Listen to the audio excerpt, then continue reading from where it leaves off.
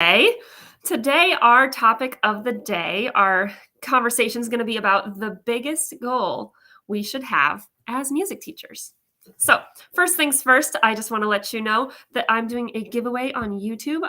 If you want to pop over there and check out some of the other videos that I have, it's a whole slew of awesome information. If you happen to like this video after you watch it, if you are comment here live, you should say good morning and hello. I'd love to connect with you.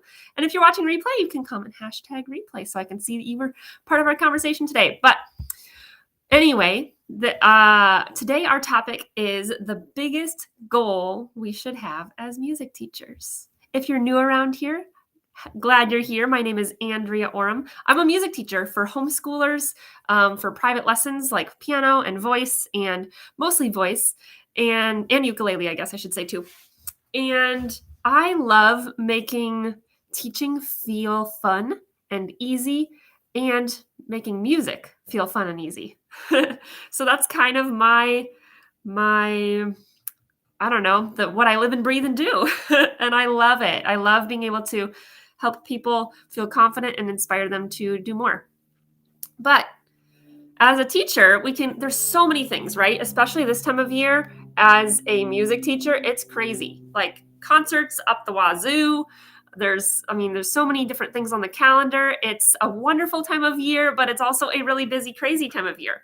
And sometimes we can lose sight of what really matters. Sometimes we can get so caught up in the details and making sure all the lists are checked off and making sure that all of our concert speaking parts are written and making sure that, everything is right? Sometimes we can get so caught up in that, and then we just go, go, go, go, go, go, go, go, go, go, go. We're so busy, busy, busy. And we don't take time to stop and breathe. We don't take time, at least this used to be me. We don't take time to stop and remember because we're just so caught up in all the details. And it makes sense. Like, I'm not saying that that's inherently a bad thing, that we have so many, we're consumed in all the details. We're lost in the trees rather than seeing the big forest, right? But I want to make sure that even during this busyness, even during this crazy season where we can rush around and feel like there's so much to do and people to talk to and organize with and make sure all our T's are crossed and I's are dotted and all that stuff, I want us to make sure as music teachers that we remember what our biggest goal should be, that we remember our most important aim in what we're doing. I don't want us to lose sight of this, okay? So I want us to make sure in all that busyness that we don't lose track of this biggest goal we should have, okay? If you have an idea of what this biggest goal is, you can let me know in the comments. But because here's why I don't want us to lose sight of this biggest goal. If we do lose sight of this biggest goal, we lose a lot of our students. If we do lose sight of this biggest goal for all of the details, that puts us in a mentally in a place that is not healthy, that's not balanced. And if we're not healthy for ourselves, if we are so crazy, we can't possibly show our students what is healthy.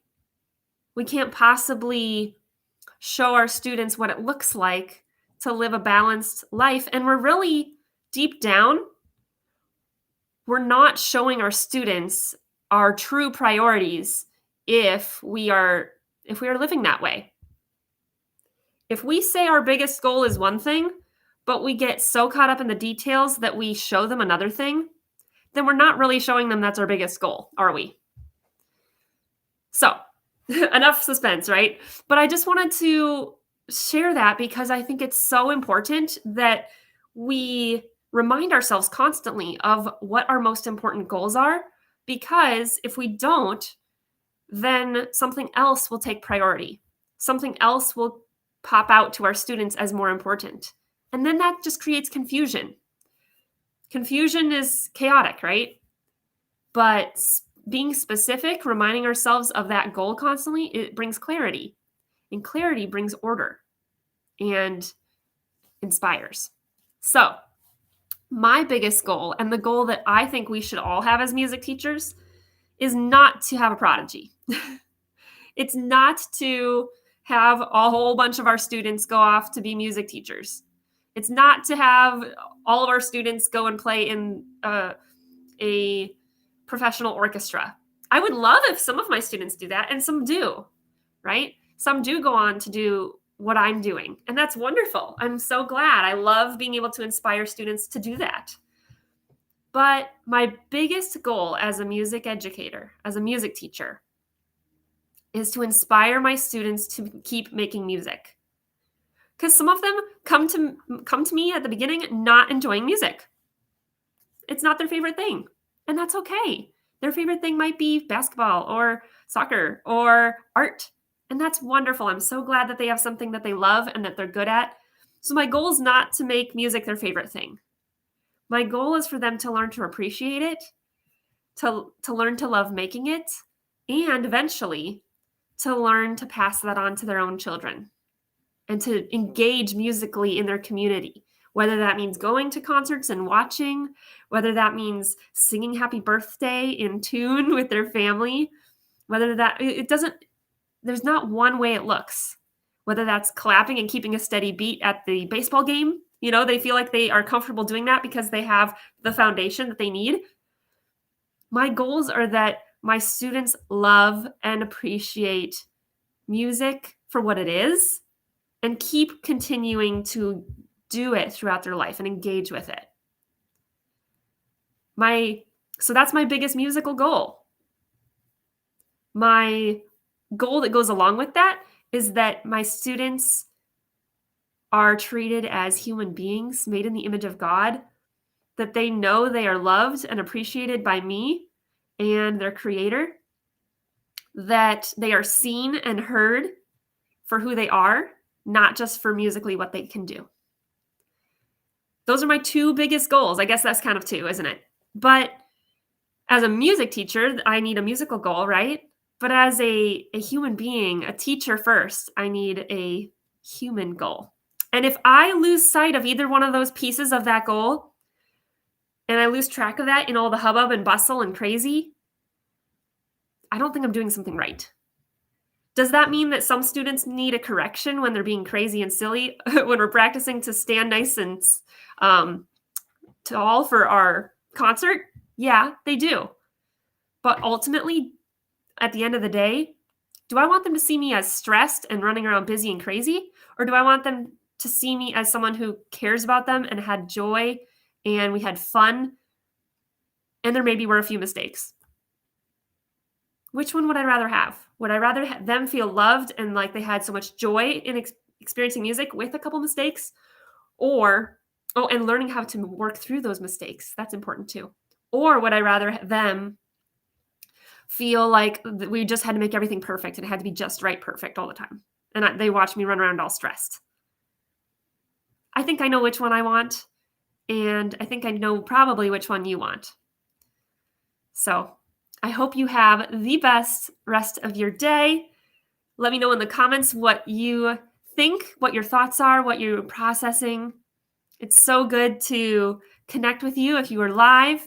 And even if you aren't commenting, I see a couple people popped in as we were chatting this morning. And if you're watching replay, comment on the conversation. I'd love to connect with you. If you are like, man, I need some of this reset sometimes. I need someone to bounce ideas off of, whether it's literal concert planning, because, I've got this awesome new notebook that has concert planning pages, and I'm starting on spring. Actually, I've been working on spring for a little while here. But if you need literal help with, tangible stuff, or whether you need help with some mindset stuff, that's what music leadership coaching is for. So you can really get that individualized attention that you want and need. And if you're just needing a community to feel supported and to feel like you can share the real life stuff, but also ultimately have someone speak life into you and lift you up and uplift you, a place where we share joys. Yeah, we share the struggles, but we share the joys through the struggles. So we don't just sit on the struggles.